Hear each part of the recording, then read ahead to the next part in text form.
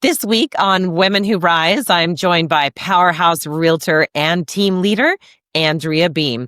She built one of Oregon's top real estate teams, founded the Coast to Coast Real Estate Organization, and is known for teaching leaders how to rise with grit, systems, and faith.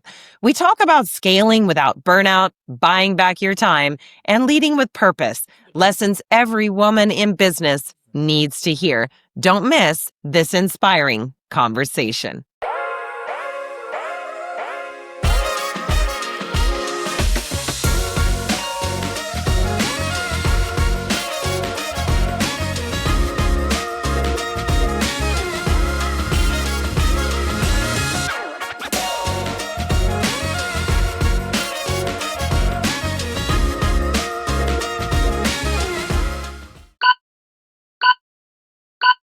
Welcome to Women Who Rise. I'm your host, Heather Mansy.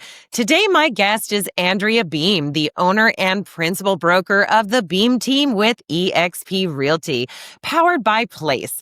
Since launching her real estate career in 2008, Andrea has built one of Willamette Valley's top performing teams, served as president of the Willamette Association of Realtors, and been recognized as Small Business of the Year. She's also the founder of Coast to Coast Real Estate Organization and a nationally recognized speaker and coach known for her grit, faith-based leadership, and systems-driven approach to growth. Andrea is passionate about helping people buy back their time, scale sustainably, and rise into their fullest potential, both in business and in life. Welcome to the show, Andrea, and thank you so much for being with us today. Thank you, Heather. It's an honor to be here. I'm excited to have our conversation and, dive deep. Awesome. I love it.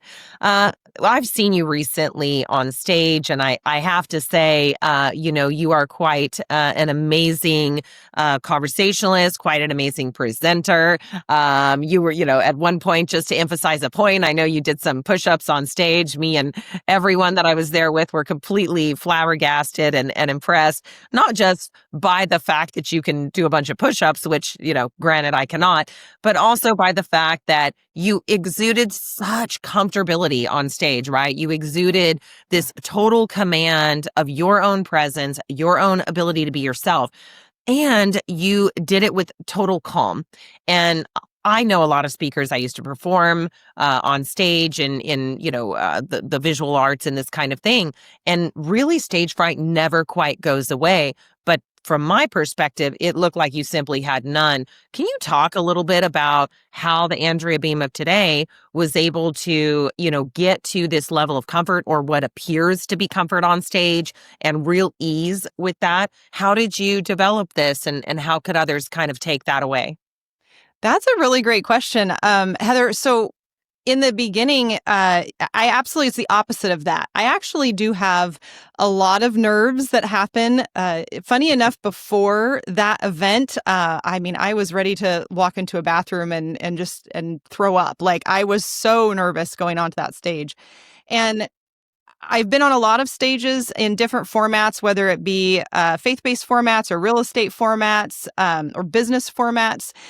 And every time what I've found is that when I go on stage, I'm able to harness the nerves and actually turn it more into this, like, I don't know if adrenaline is maybe the right word, but there's an adrenaline that it makes a shift. Once I hit that stage, I kind of consider myself in like my alter ego mode, and it's very much a learning to convert nerves into this other state of mind. I know when I gave that speech, I talked about Tony Robbins and how he discusses a lot about your state of mind and how you can change your state by simply doing these little things. And that's what that was for me. When I first did that on stage, it was not just for the audience, but it was for me.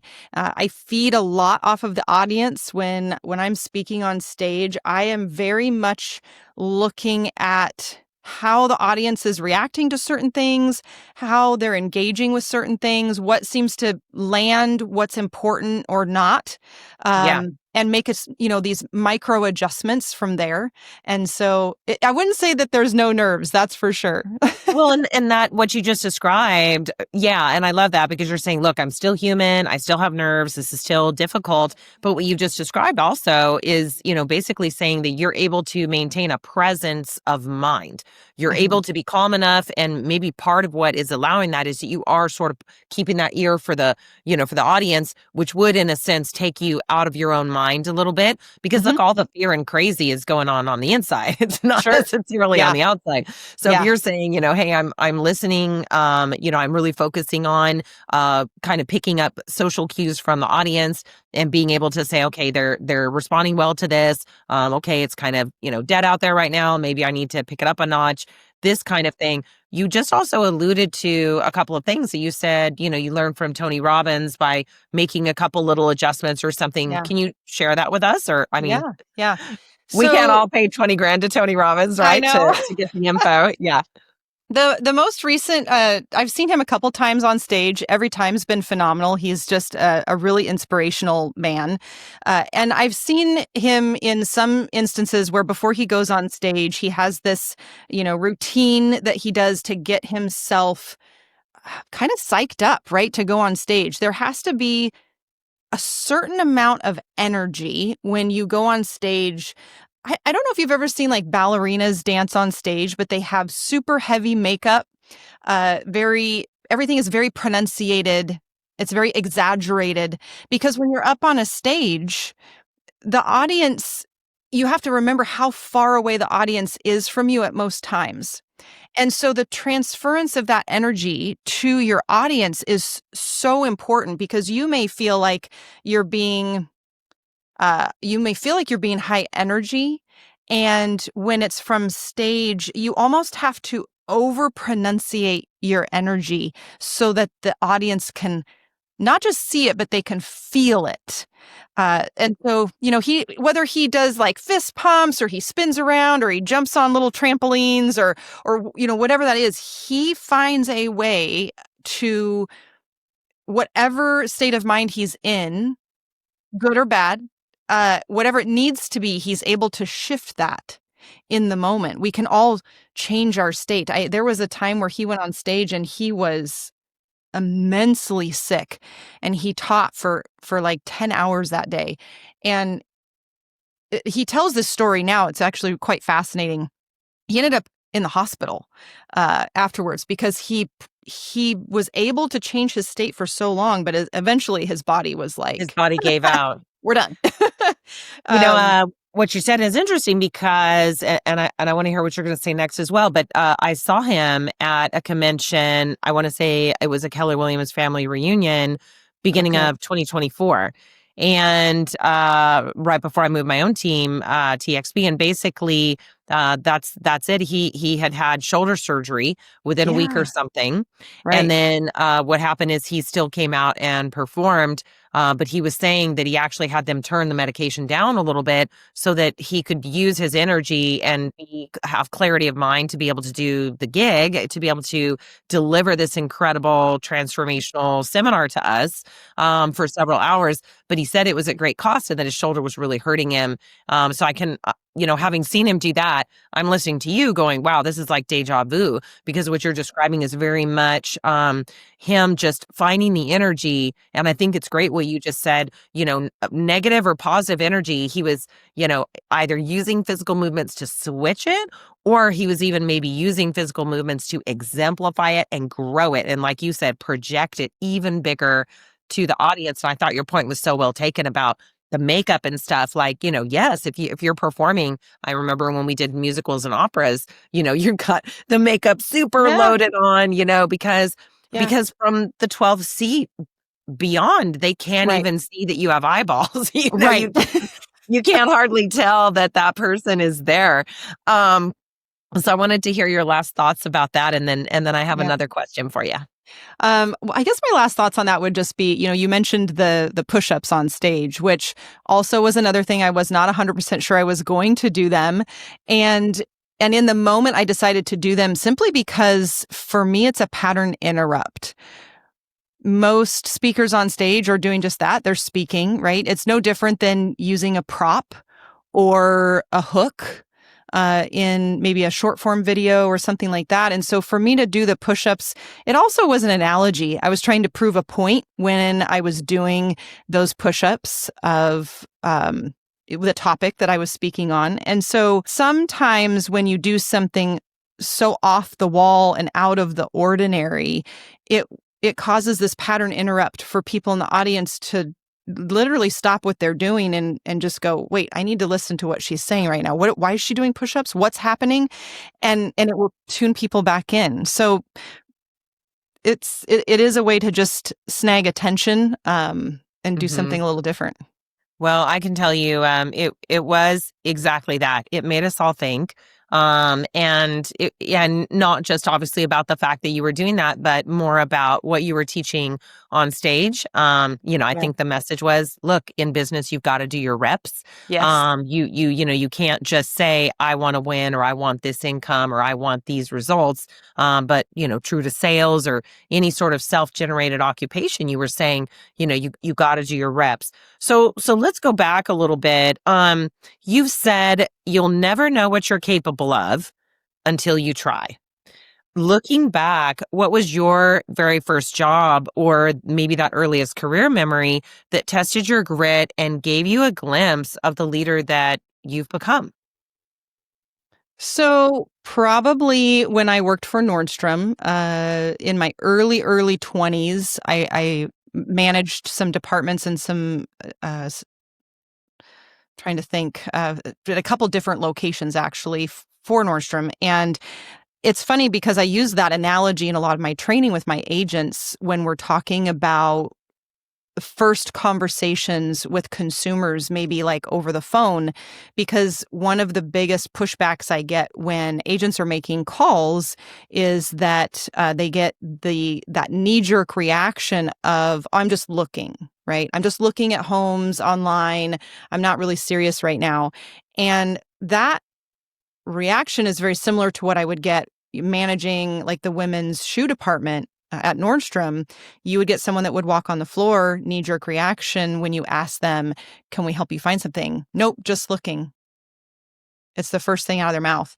And then 5 minutes later, all of a sudden they need someone to grab shoes for them to try on. And they're literally looking around for the nearest person, the nearest salesperson that can help them out. They're not necessarily looking for the first person who talked to them. And so we use that analogy. So that was probably the first experience that I had in getting to kind of see what maybe the road ahead of me had in store, was managing for some of those departments. Yeah. Well, and I'm sure you saw how you could make a difference too, because manager really implies, I think, to me, mentor. I think if you're doing it right, or if you're doing it with any sort of foresight or hindsight, actually, you can say, hey, you know what? Last time this lady said, I'm just looking, she went right over to the shoes. And then when she finally found something she wanted, the first thing she did was look up. So you might want to position yourself over there when that happens. That's just that kind of idea of foresight. And so I'm sure you already began to get some sense of how value add as a leader can occur. I know you also mentioned, leading. Look, we know you were leading one of the top real estate teams in Oregon. Was there like a defining point where you realized that systems, grit, maybe that concept of leadership that you were, beginning to build? When did you perhaps realize that some of those things were the keys to scaling, or even to allowing yourself to go from, Nordstrom's to then real estate, and then real estate from, individual agent to team owner? Was there a turning point at all when you kind of realized maybe, hey, I would be a better manager here, or maybe this will be a good opportunity for people around me or myself? I think there's probably been more than one moment, because as you grow, you tend to find patterns within things that you are doing more than once, right? When you have something in your business or in your life that you're doing repeatedly, at some point, I think there's this observation or realization that if there isn't a system put to this, like I'm wasting a lot of time. I'm running very inefficiently. I'm wasting a lot of time with what I'm doing. I could do this a lot more efficiently. I could save a lot of time. I could save a lot of money. I could grow and scale a lot faster. And so I don't know there was any one moment, but any of those moments where you're seeing, gosh, I do this all the time. I do buyer consultations all the time. I do listing consultations all the time. I have recruiting appointments all the time. For you, like the podcast, right? There's systems around your podcast because you're sending out reminders or, you're sending out questionnaires. And so if you're not implementing some of those systems, then you're almost setting yourself up for failure because you'll never grow to any extent beyond what your capacity is by yourself, right? Like you won't be able to grow, and you're going to limit yourself and put a ceiling to yourself very, very, very quickly. Yeah, I love that. And I think it just comes out so true what you're saying, that you're creating a limiting bubble around yourself beyond which growth cannot occur, and with outside of which growth can occur. But you got to pop that bubble and expand those things. Can you define for you what the term grit means? Grit to me is resilience. I think a lot of business owners or team leaders are sometimes surprised when roadblocks happen in their business. And I don't know that we should be surprised. If we've set a goal, if we've set a target, if we've set a dream, and any of those things, it's inevitable that the roadblocks are going to happen. It's not an if, it's a when. And yet, so many of us are taken aback when those roadblocks happen, and we allow it to take us down for far too long. And so to me, grit is resilience, and resilience is something that you're not necessarily born with. Creating resilience is, in my opinion, it is actually.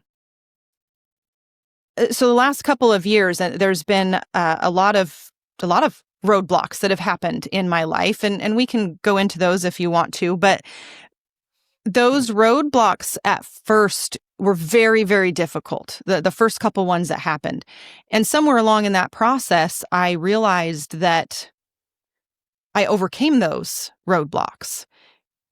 And as other roadblocks occurred, I was able to look back and say, well, I overcame these roadblocks. Why not overcome these ones in front of me right now? And then it also went up further than that to actively building that mental toughness, building that resilience, aka grit. I chose, for many reasons, not just this, but I chose to start going to the gym. I hired a trainer. I decided that was, you've heard the phrase, I'm sure, like, we choose our hard, right? Like, going to the gym is hard. Absolutely. Yes. But honestly, like, the alternative is hard too. So pick your hard. Yeah. And heart disease is hard, physical frailty is hard. Yeah. It's not fun. So I actually found that I have started looking for hard things to go after, whether that's going to the gym, whether that's, this summer I jumped off a rock where we were camping into the river, and it was a swimming hole. Like, this whole thing. It's not even that high of a rock, to be honest. Although when I was standing on it, it felt really high. Yeah. But I stood on that rock, and I'm like, you know what, Andrea, you got this. You can do this. Is it hard? Is it scary? Yep. And prove to yourself that you can do it. Come on, let's go. Like, so part of this has become proving that I can do these hard things. And it's not for anybody else. I'm not looking for the recognition. I'm not looking for accolades for it. I'm looking to show myself that I can do these difficult things and come out on top. And I think when we start... Go ahead. Well, I was just going to say, when we start doing that, then when these roadblocks happen in our business, we've built up the grit to handle them and not hide under our desk all the time. Yeah. I love that. I was about to say, it sounds like you're building up that resilience of which you speak, your Mhm. definition for grit. Yeah. Yeah. I feel that so intensely, just listening to you about that. That's incredible. I actually just took a couple notes about that. So let's moving on because I know that this is kind of a great segue for this. You were just talking about some personal roadblocks, some things like that. So Yeah. you've been open about facing, market shifts and personal challenges. What has been one of the toughest, business or personal challenges that you've had to overcome? And how did you use, systems, collaboration, or maybe even your own grit or resilience to push through? I'll give you one of each. I'll give you one personal, I'll give you one business. Mhm. I'll give you the business one first. So, in business, when you're running a team, uh, first of all, if you're not growing, you're dying, right? And Mhm. so I know there's many different philosophies about teams. Do you have a small team? Do you have a big team? Which one's easier? Which one's harder? And I'm not here to debate any of that. I'm just here to say that sometimes when you have a team, you're going to have people come and you're going to have people go. And that's kind of the name of the game, right? Like, not every person that you bring in to your real estate team will stay with you for the next 30 years, right? Life changes, Yeah. job changes, spouse has Mhm. a job change, or, maybe military, or maybe their goals change. Like, there's 100 reasons. Or maybe it's just not a good fit anymore, right? Maybe the standards aren't in alignment with what that person wants to do. And so one of the hardest things I've faced, I think, as a team owner, is that I tend to be very con- um, committed, and sometimes more committed to my business partners than maybe they are to their own success. And Yeah. so anytime someone maybe chooses to leave the team for any reason, doesn't matter what it is, it's hard to not take it super personal, because you buy into that person, or you want to see success for that person, and when they leave, it's there's a heartbreak there. And I heard somebody say once, a coach a long time ago said to me, you have a heart, Andrea, but your business does not. Your business has a P&L that you're responsible to. And not every person is going to be in the right seat on the bus, right? Like, not every person is going to remain with you forever. So it's why recruiting becomes so important in our industry, because Very true. lives change, right? It's the same with our databases, with our consumer databases. When we have a database of people, it's not like, let's just say you have 200 people in a database, you're never going to keep that database of 200 people forever and ever, right? People pass away, divorces happen, people move away, and it dilutes your database. It's no different with recruiting. You always should be looking at adding people in your team. So for me, that is one of the toughest things as a leader, because I do care so much about them as a human being. And when they leave the team and I have to bring in, a new agent, it's hard for me emotionally. And I've had to really work through that. It's not the easiest. Yeah, and Um, I think to that point, and I want to hear your personal challenge as well. But to that point, I think it was Gubernick said, years ago, who I'm sure you know as well. One of my coaches, and I'm sure both of ours, you can't want it more than them. And it's, understanding also that people have seasons in their life, just like we've had seasons in our career. And what's apparent to us may not be apparent to them.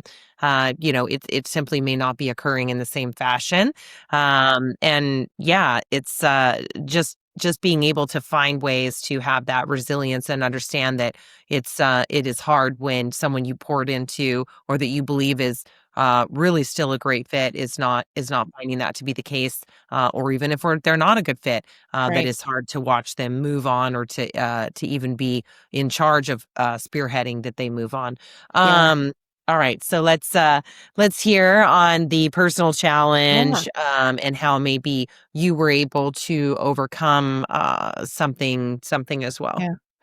Yeah. So on the personal side, and I will just touch on this just because it's still a little fresh and raw. Um, Earlier this year, my dad took his own life, and it was a really horrible, awful experience, and it's something that I'm still working through. Mhm. And it's also the thing, though, that spurred me to be such a fighter. I look at what he went through. I look at what happened with him, and the story behind it's kind of a fluke story that I won't go into, but Mhm. it's still excruciating, right? And I would always, always, always rather choose to have him here. And it's sad. It's so sad to me, the choice that he made. Yeah. And so I look at it was just an eye opener for me. When you look at hardships that are in front of you or those roadblocks that we were talking about, we have a choice to either let them consume us or we have a choice to fight. Like there's kind of a why in the road. And I actually have I'll share this because it's kind of a goosebump story, but prior to my dad taking his life, I used to have a company called Kingdom Warrior Co. as well, and I had bought just for the fun of it. It was like 2 weeks before he passed. I bought a one of those like little temporary tattoos online because it said Warrior, Hmm. and it was sitting on my bathroom counter. It's kind of goofy. I was like, okay, I'm not 10, but I liked it. It was cool. It was cute. It was sitting on my bathroom counter. And after he took his life, I saw it. It was a couple days later, and I saw it sitting there. And I thought, I'm going to put that on. I'm gonna put that on. I need this right now. Like I kind of irony in all of this. And so I'm wearing this, and a couple days later, my daughter-in-law, she looks at it and she says, "That's that's really cool." She goes, "But what does that little semicolon mean, like in there?" I had no idea. I don't know. I just thought it looked cool. And so I Googled it. I instantly grabbed my phone. I'm sitting here and I'm Googling it. And I'm like, what does this mean? It's a symbol of suicide awareness. Yeah. I had no idea. Absolutely none. And I bought this 2 weeks before his passing. And it gave me such goosebumps and Wow. such an overwhelming sense of overcoming Yeah. anything that's put in front of me. That is when I talk about alter ego on stage, like that's kind of what it becomes. Like I am a warrior. And so I actually went and got the tattoo. You can probably see it on here. Oh my Or gosh. backwards on here, I guess. Yeah. But Yes. there's the semicolon there Yeah. for the I. And so I went and got the tattoo because I wanted that reminder that every day I choose to fight. Every day I choose to Mhm. overcome. So Yeah. that's personally, that's been one of the harder things for me to overcome. Yes. Definitely, definitely has taken a lot of work to overcome that.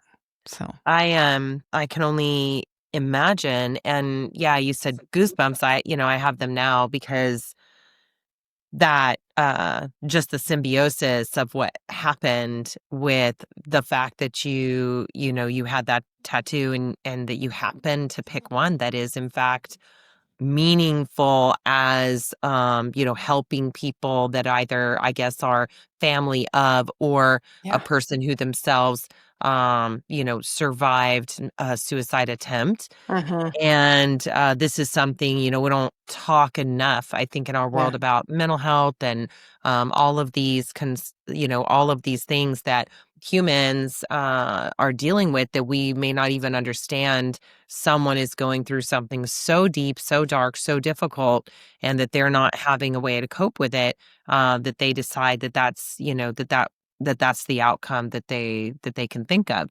Right. And it's like they say it's a permanent solution for a temporary problem, but I'm sure to them the problem didn't feel temporary at all.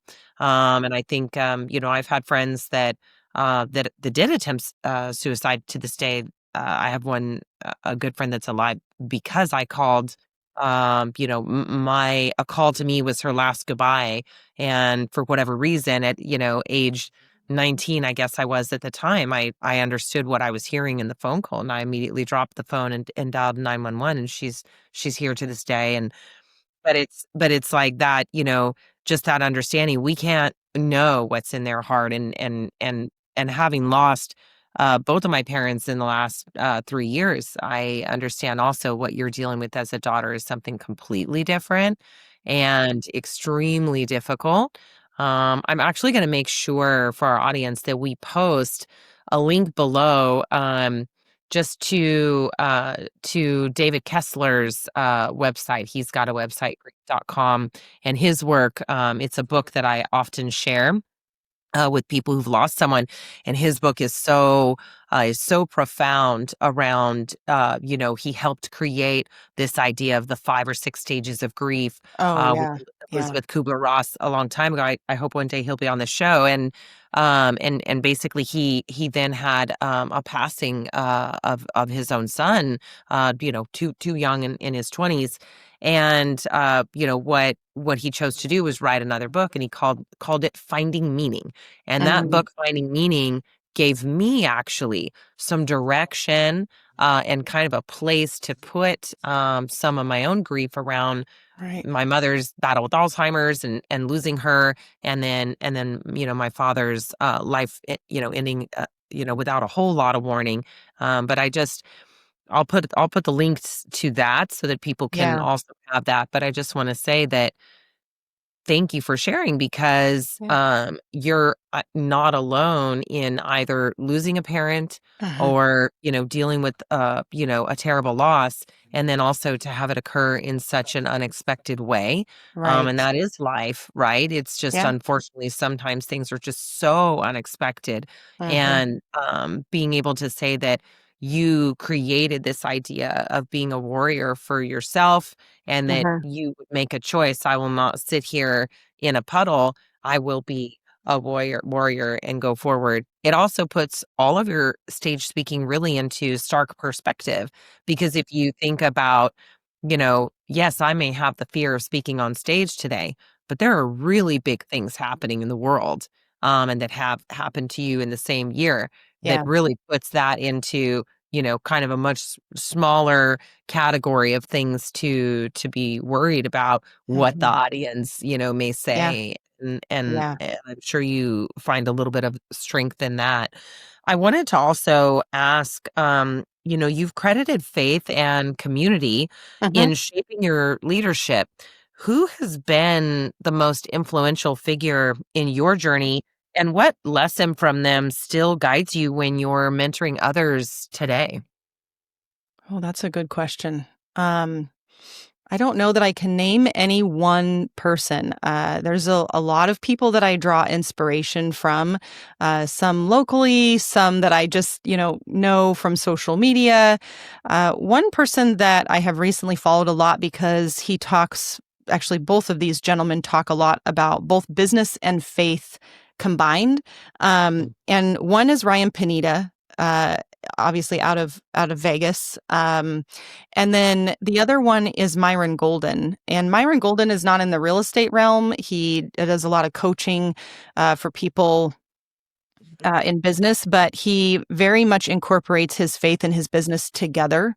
And Ryan Pineda does the same thing. And I draw a lot of inspiration from both of them because for a long time I had fear around combining the two. And fear of judgment, fear of losing clientele. Of course, one of the big rules of business is like, well, you don't talk about that kind of thing because you're going to lose half of your clientele.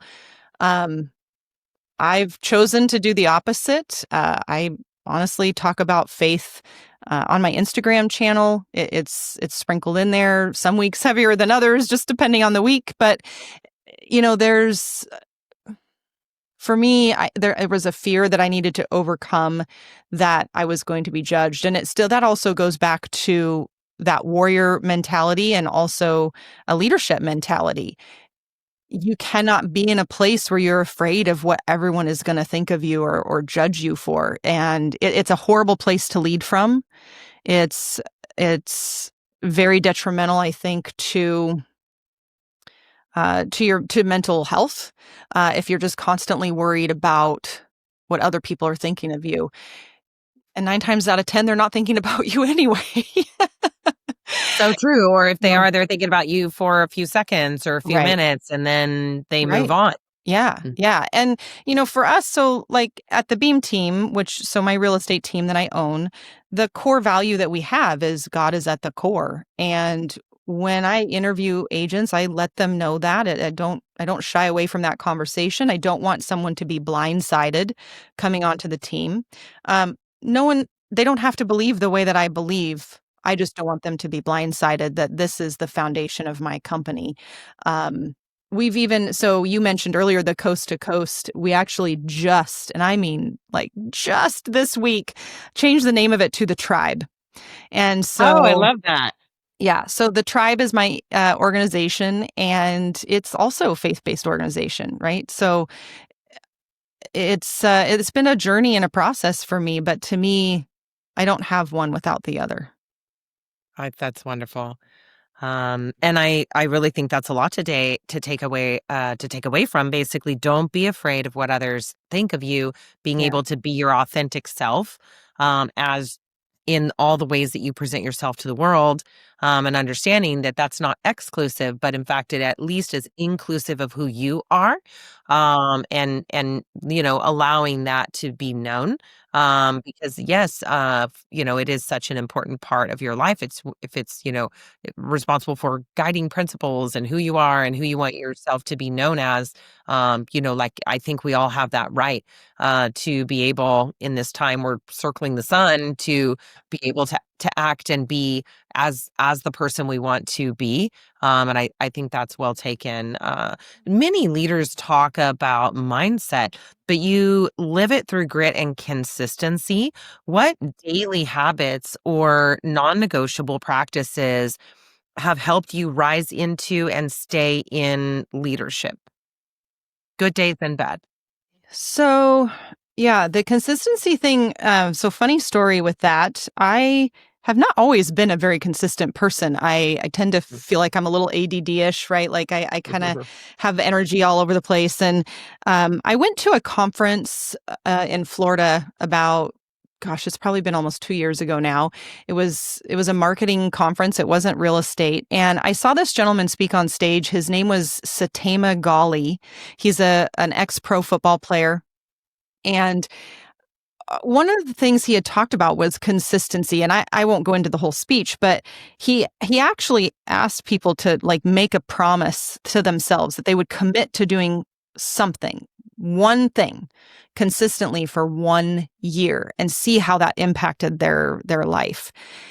And I thought about it. And I'm like, wow, that's a commitment. Like what in the world am I Yeah. going to do for a year straight? Well, my daughter-in-law happened to be with me. And although at the time she wasn't my daughter-in-law, they weren't married yet. And I made this commitment that I was going to post on Instagram once a day, every day for 365 days. Good, bad, or ugly. It was terrifying. I think Alex Hormozy is the one that says Yeah. you have to be willing to suck at something, Hmm. right? For I don't remember what he says, for like 6 months or a year. You got to be willing to do that before you can get good at it. And so at this conference, Satay Magali afterwards was we were standing, and he looks like oh gosh, The Rock. He looks like The Rock. And he's standing out there, and I went up and talked to him, and he's just a super, super fun-loving guy, very happy guy. And I pinky promised him, standing there in front of a whole ton of people. I pinky promised him that this is what I was going to commit to doing. And there's something about making that commitment to somebody else. Like there's no way I was going to go back on my word. I told him I was doing it. I'm going to do it. And if you go back in my Instagram, I mean, I've definitely gotten better, but even sometimes now I'm like, oh, that was cringe. Like that wasn't great. But you can see the evolving of the posts and the reels and the content that we put out. And we're still putting stuff out, right? Like we haven't stopped at all. And it was that consistency. It did so much for me. It showed me, Uh, one, that I could be consistent with you could something. be. I Yeah. could do it. Yeah. Yeah. Uh, and the momentum that it creates, not immediately, right? But it's a compound momentum. In the book, The One Thing, it says that consistency compounds. But you also have to look at the flip side of that, because if consistency compounds, then so does inconsistency. So what is that costing you? What is your inconsistency in your activities costing you in your life, in your business? It was a huge game changer for me mentally to see that I could do something consistently, one, and then to also see the consequences in a good way from being willing to suck for a Yeah. while, right? Because now I get asked to speak on it. I get asked to speak on social media, or I get asked to speak on that. And I don't even have that, like what I consider that big of a following, but it's something I've been so consistent with that people see me in that light, that they're always seeing me posting. So Mhm. You it's you been actually huge. took something that you actually took something that was perhaps a weak point for you at that moment, Mhm. and you turned it into a strength, and now people see you as a leader in that way. Perhaps you're already seen as a leader in many ways, but that moment that you made the pinky promise, Right, but you actually turned another area of life where, or duty or whatever, where you were not maybe seen as a leader and where you right. yourself perhaps thought that you had room to grow, Yeah. and then gave yourself automatically, accidentally, Mhm. a position of leadership in that as well. That is incredible. It harkens back to also what you said about, I want to learn hard things, Yeah. about putting yourself up to doing and learning hard things, because then you can show yourself that you can learn them, and by way of compound that ability to understand that you are, in fact, capable of more than you were Mhm. the day before you made that proof. Yeah. That is incredible. Yeah. You also often speak about buying back time and Mhm. avoiding burnout. How do you personally balance leading your initiatives with protecting your own well being and your family life? Mm. So this is an interesting topic. I've actually been asked this question quite a bit recently. And I think a lot of people ask, yeah, how do you balance everything? You've got more than one company. Um, how do you balance it? And I'll take an excerpt from Myron Golden, the gentleman I mentioned earlier. He has this really great analogy, which I very much believe in, that balance is a fallacy. It's this Mhm. perfect thing that we try to obtain as if it is us arriving at a location and we're fully balanced. But the reality is that if we're at work, we're counterbalanced. And if we're at home, we're counterbalanced. Mhm. And for everything in our life, there is a season. He says, I submit to you, what if it's not about balance? What if it's about seasons? Because you never have winter and summer at the same time. You never have spring and fall at the same time. So when I have a project maybe that I'm working on at work, and I'm intensely focused on that, then I'm naturally out of balance in other areas of my life. And so it's not so much that it's balance or out of balance, it's that it's counterbalance, and that it's a season, right? So a season, like right now, launching this other company was really important to me. So a lot of time and effort and focus went into that. That's a season. That season isn't going to last always, right? Next year that's not going to be the season. So I challenge that line of thinking, because I think that it leads down a road that is very dangerous, that we can never truly 100% attain. Mhm. And then we always feel like we're a failure at it. Mhm. or that life has shortchanged us in some way. Yes, and I think that that is, first of all, I can say I agree with you, and we've had a number of, people that are on this program that I've had the joy to speak with literally say balance is not really something that they're seeking. That's Yeah. not the goal.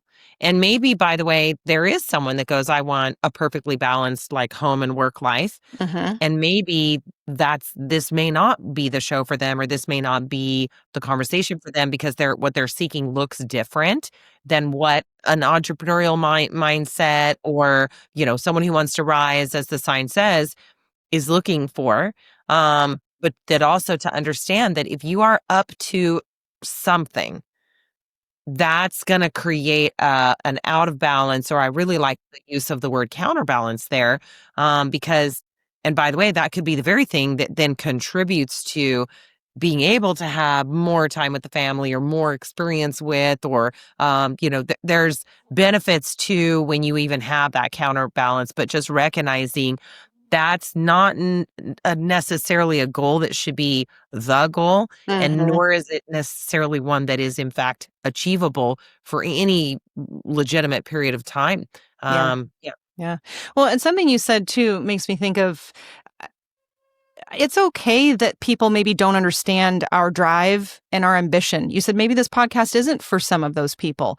Mhm. And I agree with you 100%, right? We're not trying to be for everyone. And Mhm. as an entrepreneur, as a leader, sometimes I think our ambition and our drive can be seen as foreign to other people in our lives. They don't understand it. They're unsure of it. They question it.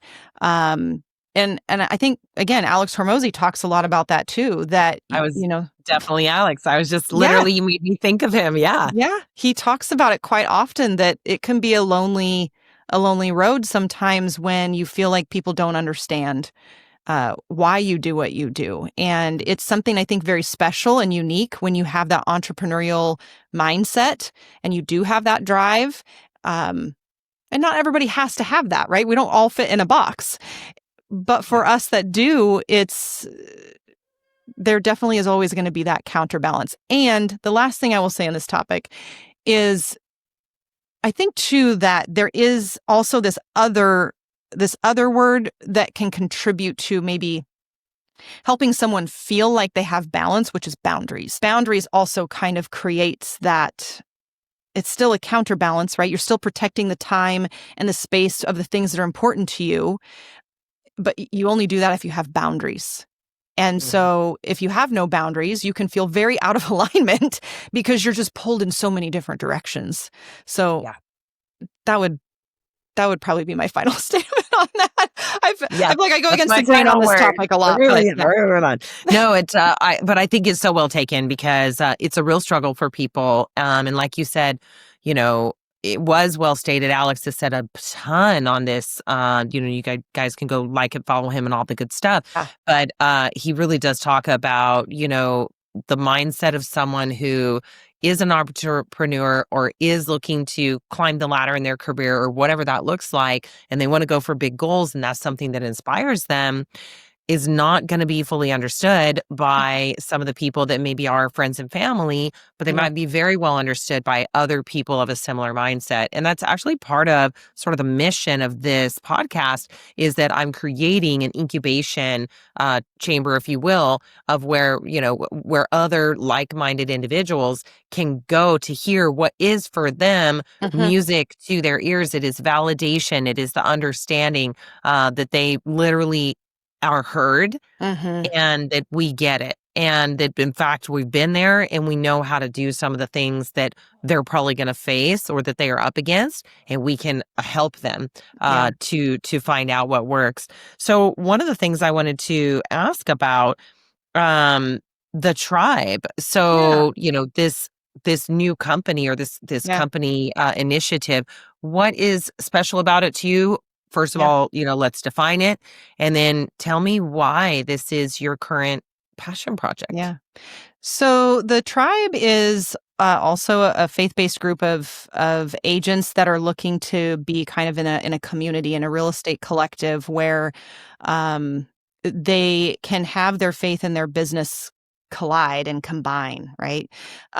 It's both group coaching. We've got group coaching calls that happen every week within this collective.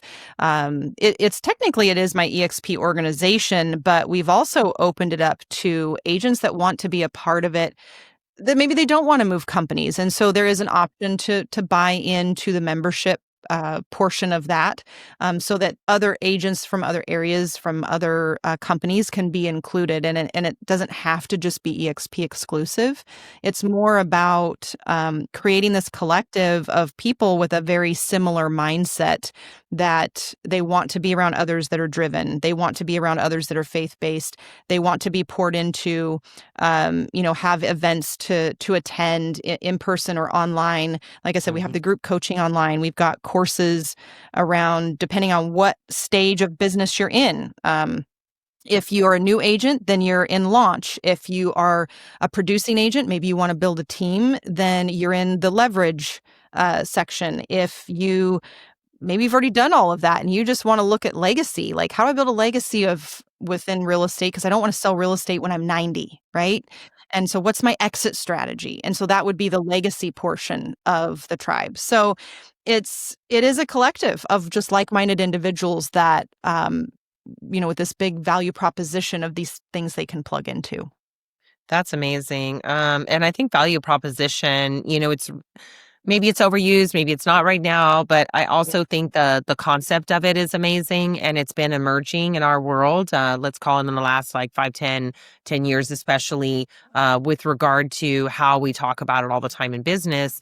Because yes, if you are part of from a ground up organization like EXP is, then what is it that you can offer that the next guy isn't, or what flavor of that is different, where a person can find themselves? Because I think people are very much, if you take the millennial life experience and the Zoomers, the Gen Z, they are different, and they're looking very much for whether it's balance or whether their concept of it, but they are very much looking for a more well-rounded, kind of fleshed out experience, that they're not just choosing a job for, this schedule and this amount of money, and this skill set. They're choosing it for this whole feeling that they have, this whole concept of how they want their life to be. They feel that they have an element of choice that's far beyond what maybe, we felt, or that I felt as Gen Xers or whatever. And so this is amazing, because what you're talking about, I can see people very much wanting to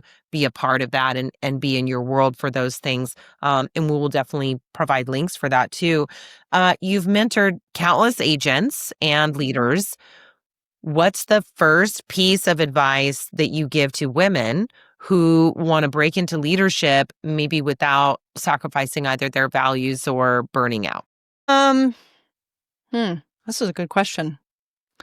I would say, number one, don't compromise. Don't compromise on those values. I think a lot of women feel like they have to choose, or they have to compromise on their values and their path forward. And I challenge that thinking, that the more that I am in business, the more that I dig deeper and tighter to those values, the more I dig deeper and tighter into who my avatar is, right? Like being clear about who should I be helping. And, even looking back on me just a few short years ago, how would I have helped me 5 years ago or 10 years ago? And getting clear on what those pain points are for that person, getting clear on what those dreams are for that person, and not compromising on that path forward. I don't need to be everything to everybody. I'm not trying to be. And I think the sooner that us as women, we struggle with that. We struggle. Yeah. We want to be there for everyone. We are nurturers. We want to be everything to everyone. And that's not a realistic thing. I think that my biggest thing, what I would tell them, don't compromise. You might think you need to, but you don't. I think that's great. And this idea, that it's probably not realistic to be able to just nurture everyone. Yeah. That's again, it's a little bit going back to what you said in the beginning about, you know, you can want it more than them, you can't want it for them. And not everyone is going to be at that certain seat, at that certain place, at that certain Right. time.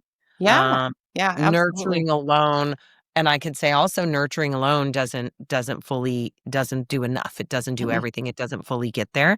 The No. person has to want it, and then you as a nurturer can be exhausted or whatever by Mhm. people that need that, but that are not meeting you halfway, Right. this kind of thing. It So I kinda love the don't compromise. I like what you just said about, that last statement you said, because it is about protecting your energy too.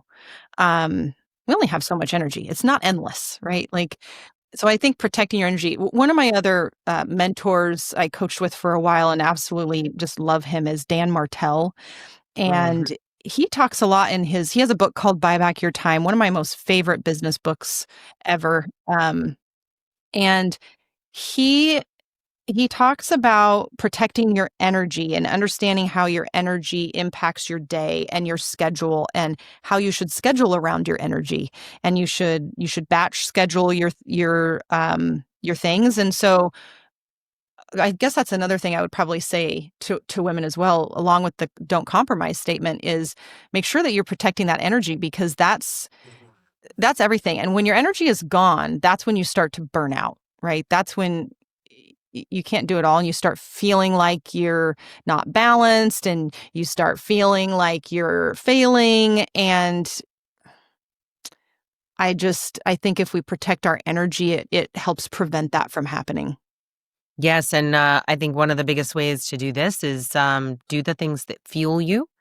And, Yeah. if you have things that don't or whatever, maybe take care of those first thing in the morning. Yeah. But to be a part of and do a majority of the things that fuel you, that give you energy. They can be hard things, Yeah. but they're things like, look, you're establishing a new collective, a new organization right now. This is incredible. But I bet that a lot of the work you're doing, and maybe you're, burning the midnight oil sometimes, running that organization. I was doing something similar at 8:30 last night. I I bet that it also fuels you because you're working on something that you're passionate about. You're moving forward on something you feel that you're really making a difference or have a profound ability to make a difference in the world. So if you had to narrow it down, what are your three non-negotiables for driving both business growth and personal growth? Mm. One non-negotiable is quiet time or thinking time. Mhm. Gosh, I'm going to forget his name right now. The owner of Berkshire Hathaway, Oh, Warren Buffett. Warren Buffett. Thank you. So Warren Buffett talks a lot about thinking time, and he spends a lot of time in thinking time so that he doesn't make mistakes. As not so he doesn't make mistakes, but so that the mistakes he is making, at least they're calculated. But I think quiet time is really underused Mhm. in business. So every year I take a trip to the coast for a week by myself. Uh, And I have a condo that I stay out there for the week. I buy groceries, I bring them up with me, and I literally hole up in this condo. It's right on the beach. I can open the front doors and I'm right there, right? And I spend the week being quiet by myself. Phone is off, emails are off. I'm not allowed to work. My team knows I'm off grid. And sometimes I go with an intent of something I want to accomplish while I'm there, like working on my book. I've done that a lot in the past. And other times I go with questions that I just want to spend time thinking about and answering. So his strategy, Warren Buffett's strategy, is he actually takes a legal pad like this, and he will write a single question across the top. And he'll spend 45 minutes pen to paper answering that question. No filter. He can't, the pen has to keep writing. For 45 minutes, he writes down every idea, every thought process, every pro, every con, everything around this one question. And sometimes it leads to just more questions.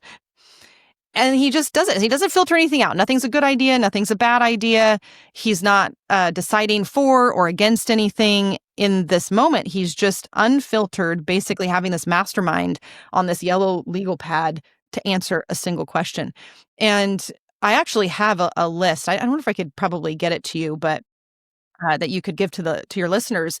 It is literally just a list of all these different questions that you can use in your thinking time. And you don't have to take a week and go to the coast like I do. You can have 45 minutes a week blocked out on your calendar where you pick one of these questions and you put it on a legal pad and you do that. You just go to town answering that question. And it is phenomenal, the clarity that it can give you Yeah. to certain areas of your life, right? Incredible. Incredible. So that's one non-negotiable for sure, is the I love thinking this. time. Yeah. Boy, as far as the other two, non-negotiable, of course, going back to my faith, praying. I see my business as a platform, and I'll give an example to this. So the other day I was at a listing appointment with a gal who her husband passed away last year, and she lost her job a few months ago this year. And she's now in a position where she's very behind on her mortgage payments and she's going to be losing her house. Mhm. And unfortunately, or fortunately, depending on how you look at it, I cut my teeth on hardship, on foreclosures, on short sales. I got into real estate in 2008. Oh, yes. Oh, Yeah. yes. Yeah.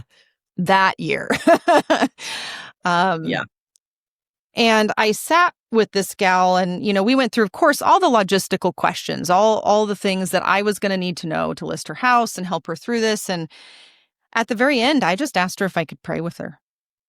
I didn't know how she was going to react. I don't really know truly that much about her. And she cried and she said, I would love that very much. Mm. And so a lot of times I see this as a platform to just be able to love on people. So praying, whether it's at a team meeting, whether it's with a client, it doesn't matter. Yeah. Sometimes this business, a lot of times this business is not about real estate. Very It's not. much. Yes. Yeah. I think those are probably two. I don't know if I have a third non-negotiable, like right off the top of my head. But thinking If you, time and praying are probably two yeah. really solid ones. Well, and I just think that our listeners got so much and I did out of those two. It's incredible. You really gave a recipe for how you can tap into that inner wisdom. I had one of my life coaches on a couple weeks ago, and his episode will air at a certain time, but we talked about really one of the best ways to hear your own inner wisdom is through journaling, is through writing. You've got to ask the question and you've got to wait non-judgmentally and just let that information flow out. Yeah. You can't filter it, you can't judge it. You just have to kind of let it go, because what you're tapping into is an inner guidance system that we have that exists, but which we often, unfortunately, have no time to listen to and do not carve out time to listen to. And what you said, you're not the first person on the program to have like a retreat. The fact that you take a whole day a whole week rather than just a couple days or a weekend, and the fact that it's so systematic and protected, I think is unique and amazing. But I also know, there's many who, and myself included, who may sit in the morning actually. And instead of, I know Spring Benson said, look, I'm not at a gym in the morning. People think that I am.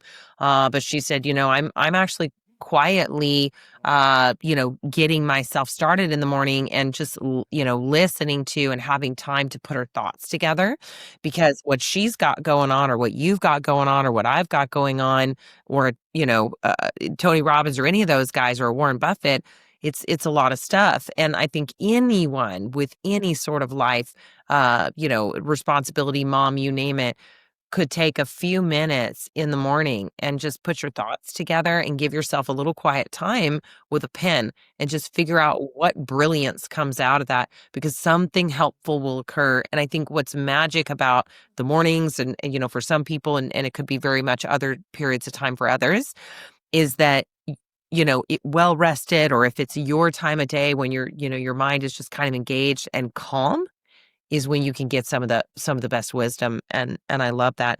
So our time is coming to a Yeah. close.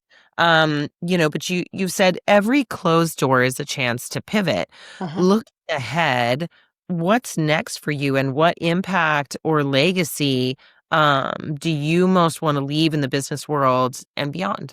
Mm. I think the biggest legacy for me is showing that I was willing to lead with my faith and not be fearful of that. At the end Yeah. of the day, that's what I would be most proud of. Yeah. Um, Yeah.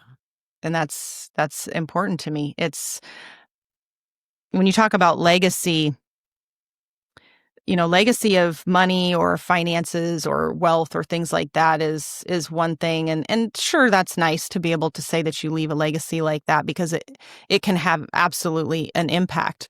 Um, Mhm.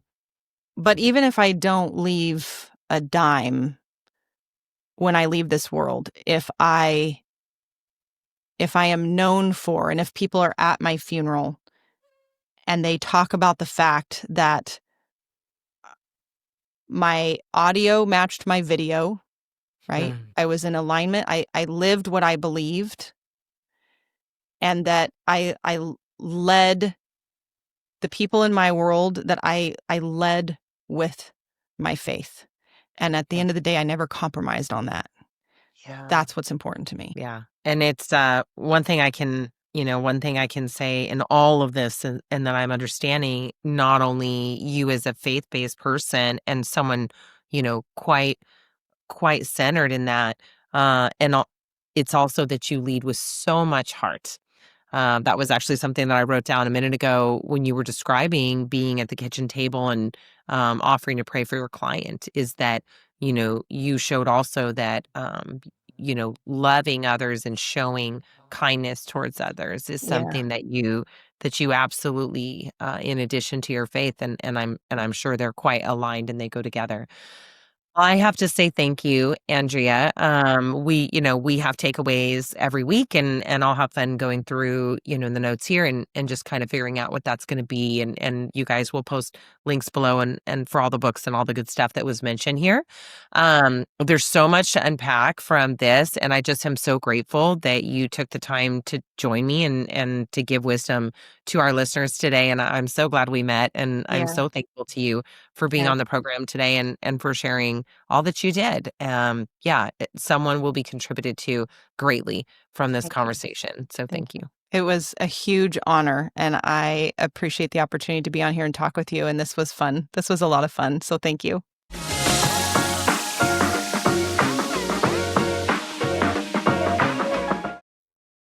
Well, folks, that's it for today's podcast. Thank you so much for joining us on Women Who Rise, the success podcast for ambitious women. Today, Andrea taught us how to be authentically you in all you do, in all of your socials. For example, hers is faith-based and includes her new faith-based collective called The Tribe.